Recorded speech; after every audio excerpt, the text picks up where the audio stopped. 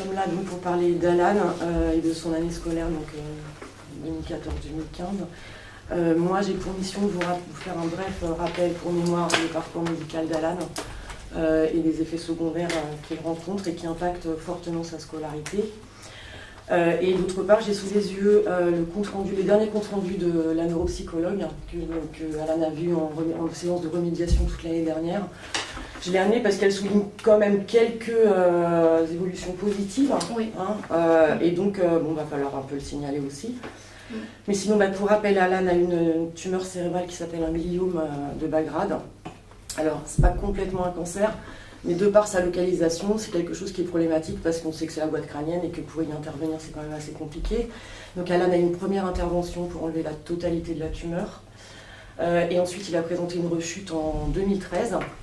Voilà, donc depuis, il a des effets secondaires qui sont liés au siège de la tumeur, où on a enlevé la tumeur, qui sont liés au traitement qu'on lui donne à côté, puisqu'il a développé des crises d'épilepsie, qui étaient, semble-t-il, maîtrisées par le Tegretol, mais qui recommencent de manière assez régulière. Voilà. Donc l'idée, c'est qu'il va avoir un neurologue incessamment sous peu, parce qu'on pense qu'il a un phénomène d'accoutumance au Tegretol, ce qui fait que ça fonctionne moins bien, il va falloir peut-être changer le traitement. Voilà, donc ça c'est une donnée. Alors ces crises d'épilepsie, à part qu'elles sont assez invasives, provoquent évidemment une très grande fatigabilité. On est déjà sur un terrain de fatigabilité intense qui sont liés au traitement et au siège de la tumeur. Donc ce traitement contre l'épilepsie provoque aussi une somnolence assez importante. Ça provoque des troubles de la concentration, des troubles de la mémoire. Et on est déjà, alors, toute l'énergie qui va mobiliser pour ces apprentissages viennent s'ajouter à la fatigabilité déjà résiduelle, qui en plus à laquelle se rajoute la fatigabilité liée à ces crises d'épilepsie qui sont aujourd'hui très régulières. Pour rappel, Alan est retourné en cours au premier trimestre de l'année civile, donc en janvier de l'année dernière à peu près. Et ce qu'on avait décidé en équipe, c'était de passer sur le bac en 2 années scolaires. Du coup, ces demandes d'aménagement d'examen, elles avaient été acceptées. En parallèle de ça, il y avait des cours particuliers dans le cadre du SAPAD qui étaient faits sur l'établissement scolaire, qui ont été mis en place. Alors assez précocement pour certaines matières comme la philo et les maths, et assez tardivement pour l'histoire géo, puisque ça a commencé à peu près au début juin. Avec aussi, il y avait eu une demande, il y a une approbation collective sur la distribution de photocopies des cours aussi pour éviter les situations de double tâche. Donc ces éléments-là, ils ont globalement été mis en œuvre sur l'établissement. Et c'était quelque chose qui te satisfaisait plutôt, globalement, quoi. Globalement, oui. Après, la question que ça pose, c'est la question de la fatigue. C'est-à-dire que partir sur cette stratégie-là, ça veut dire que là, l'emploi du temps qui est obtenu, du coup, avec les matières qui sont enlevées, c'est des demi-journées de présence. Donc c'est impeccable, parce que ça permet le repos, ça permet de se changer un peu les idées, enfin tout ce dont tu as besoin pour aller mieux. Rajouter la préparation aux 2 autres épreuves, ça veut dire mécaniquement rajouter des heures. Donc ça, c'est vraiment quelque chose que... Est-ce que c'est quelque chose que tu peux imaginer, de rajouter une préparation à ces épreuves-là ? Ouais, je pense. Ouais. Moi, si je peux intervenir, on a pris la décision avec mon mari de prendre un professeur de maths pour l'aider, pour lui et sa sœur. Donc ça sera privé. On fait le sacrifice, mais on va le faire pour l'aider. Et est-ce qu'il y a un PPS ou pas cette année ? Il y avait un PPS de avec la NDPH. Ça a été rejeté dans un premier temps. Oui, c'est ça. Voilà. Et donc on a fait appel, mais on nous a dit qu'on n'aurait sûrement pas de réponse avant décembre. Alors je parlais du PPS, pourquoi ? Parce que Marion suggérait, éventuellement, alors je ne sais pas s'il pouvait y avoir une AVS ou quelqu'un, alors après je sais que... Sans PPS, sans PPS, c'est impossible. C'est un projet personnalisé, donc... Scolarisation. L'AVS était pour supporter Alan et l'aider. On en avait parlé, mais il y a pas mal déjà. J'arrive à me confondre. Non, mais t'arrives à beaucoup de choses. Donc sans PPS, on ne peut pas effectivement prétendre avoir l'aide d'une AVS. Voilà. Non, mais c'est sûr Moi, que je je peux mettre en disais place au un niveau- PAI, oui. mais Je disais au niveau de l'aménagement de l'emploi du temps uniquement. On peut démarrer avec un PAI, Oui. ça peut rentrer dans le cadre d'un PAI. Après, c'est sûr qu'il n'y aura pas d'AVS, et ça, il faut, Ah oui, non, ça, c'est il faut la décision d'un LDPH. Ouais. Mais concernant que l'emploi du temps, l'aménagement de l'emploi du temps, je veux dire, on peut ne pas attendre décembre quand même. Ah non, Mais mais ça c'est s'est mis en place déjà. Là, c'est mis en place, et puis l'année dernière, il y avait déjà. Voilà, ça- Le PAI, ça fait longtemps que il a le PAI déjà, après l'emploi du temps est aménagé depuis le début de l'année sans aucun problème particulier.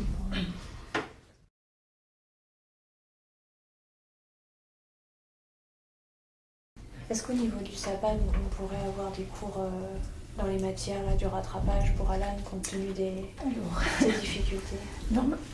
normalement, le SAPAD intervient sur les absences Oui, je sais bien. dans une matière, pas pour compléter un emploi du temps. Alors là, il va falloir Mais compte tenu des séquelles. jongler. Eh ouais. oui, mais donc il faut voir par rapport à la demande vraiment. Alors du coup, bien. Nous avions fait leur demande l'an dernier en toute fin de période et ça avait abouti. Voilà. Et oui. Néanmoins, c'était tardif. Oui, je Voilà. sais bien, mais voilà. Le problème, c'est que l'exception devient règle après. Non. L'année dernière, il y avait eu quand même pas mal de jours d'absence. Voilà, c'est dû ça, à il y a aussi l'hospitalisation. des absences. Donc on a réussi à avoir du SAPAD comme ça. Ben oui, on peut reprendre le relevé des absences depuis le début de l'année. On voit qu'il y a un certain nombre d'heures, donc on les accorde. Maintenant, le SAPAD viendrait pourquoi pour faire ces matières ces matières de rattrapage. Alors, pas les mathématiques, Ben, ça, puisque c'est à vous décider. voulez faites avec un professeur Eh particulier. bien, oui, pour les aider, oui, effectivement. Donc, Mais ça viendrait pour consolider la présence en cours ou pour remplacer ces matières qu'ils passeraient éventuellement au Mais rattrapage. ça, c'est à décider ensemble, quoi. Est-ce qu'il y a davantage besoin de ça, ou est-ce qu'il y a davantage besoin d'un soutien en SES, par exemple? Ça, faut décider en équipe, quoi. On a déjà convenu avec Alan de se voir pour un soutien, effectivement, ça va être régulier, on va mettre ça au point. Je pense que quand même, un coefficient 9, ça mérite évidemment des cours en plus. Hein. Mais du coup, là, pour l'instant, ce que vous avez mis en œuvre, c'est un arrangement Oui, c'est hors pas dans le SAPAD, cadre du quoi. SAPAD. Ah oui. C'est vous qui prenez sur vos Oui, heures. mais on l'a pas. Justement, on attendait la réunion pour Ouais. savoir comment ça devait s'organiser. Ça, moi, je ne sais pas exactement. Bah, typiquement, ça devrait être, ça pourrait être dans le cadre du SAPAD. Voilà, Vous c'est ça, donneriez des cours de soutien, Oui. Voilà. parce Ça que c'est peut des heures se- supplémentaires. Mais après, c'est sans l'accord du SAPAD, on peut Enfin, pas c'est les- pas sans accord. Là, on est hors cadre SAPAD, honnêtement. Oui, D'accord. oui. Parce qu'il n'y a pas d'absence, ouais. où il faut qu'il fasse une crise d'épilepsie pour justifier qu'il ne soit pas à l'école. Voilà. Comment dire, il faut qu'il y ait quelque chose qui démarre. Après, je peux comment dire, comptabiliser les choses d'une façon ou d'une autre. Mais au départ, il faut qu'il y ait quelque chose qui démarre. Vous comprenez ce que je veux dire? Moi, je peux aménager les choses, mais je ne peux pas aller sans process. justificatif. Vous comprenez? Oui, je comprends. Je comprends que c'est compliqué. Je comprends que c'est très très compliqué et que. Non, mais de toute façon, ça reste dans la réglementation et tant que c'est pas comme ça. Ah. c'est- Vous parliez d'absence, madame, mais moi je l'ai vécu ce matin en cours. Alan était là, mais il n'était pas là à 100%. Donc en fait, il était bien présent en cours, mais pour faire les exercices, c'était difficile pour lui. Donc il y avait quand même une absence, comment dirais-je, bon, physiquement il était là, mais à un moment donné, il a décroché. Donc quelque part, c'est une absence aussi, si vous voulez. Et ça, c'est difficile à comptabiliser, bien sûr. Mais quelque part, ça devrait compter, parce qu'à un moment donné, bon, il n'arrivait plus à avoir la concentration suffisante. Ça va être très compliqué parce que là, on va avoir des heures. Alors, je touche du bois pour qu'il ait des crises le moins possible. Bien sûr. Mais s'il doit en avoir, on va se retrouver avec des heures, le temps de mettre en place le SAPAD. Ça va être autorisé pour mai ou juin. Ah non, Ça va non, être- non, la demande, elle se fait aujourd'hui. Oui, non, mais si vous nous dites, on peut voir une mise en place du SAPAD en fonction des absences et qu'il n'y a pas d'absence, il n'y en aura pas. Ah ben, honnêtement, je vais lui souhaiter quand même. Oui, oui, non, mais Oui. c'est. Oui. Voilà, Oui, le fond est là. S'il n'y a pas d'absence, il n'y aura pas de SAPAD. Vous dites ça peut se mettre en place aujourd'hui, c'est-à-dire qu'il y Non, a la demande. La demande, oui. Comment vous pourriez la formuler alors? C'est une demande en fonction des absences. Et ensuite, c'est Oui, mais un relevé des C'est ça. absences qui me permet d'attribuer des heures ou pas.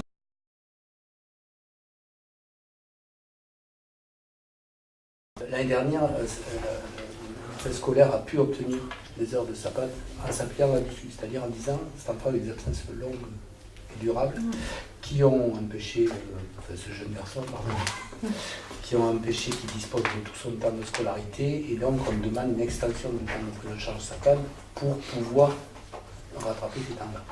Bon, aujourd'hui, je pense qu'on est toujours sur le même cadre, on n'a pas de reconnaissance MDPH.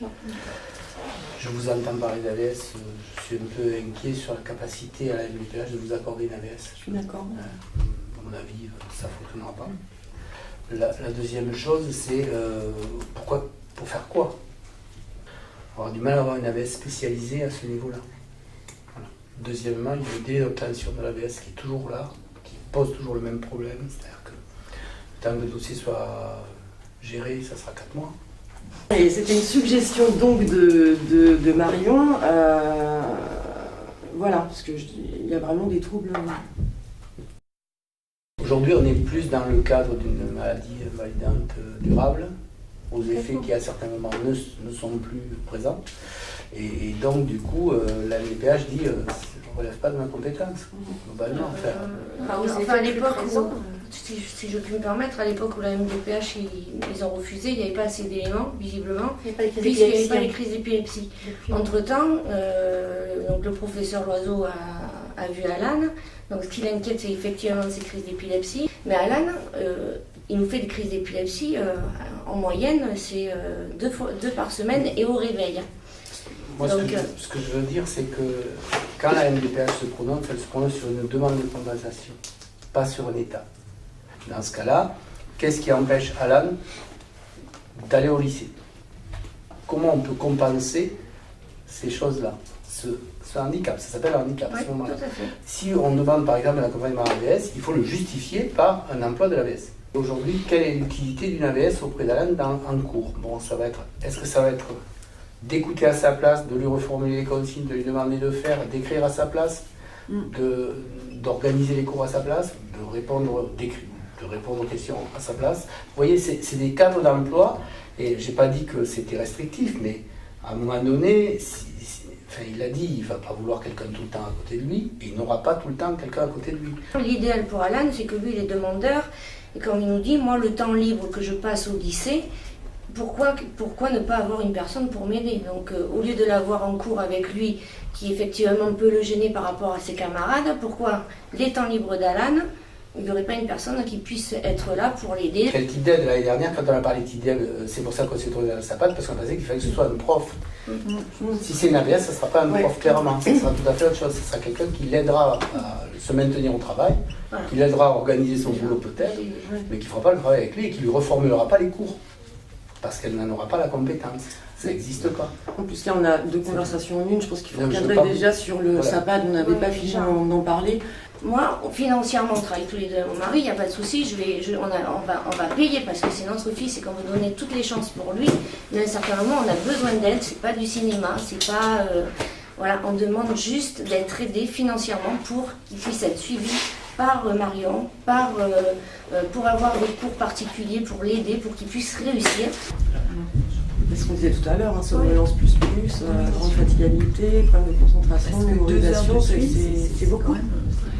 C'est beaucoup. Et l'idée, c'est effectivement d'avoir un soutien par un organisme autre.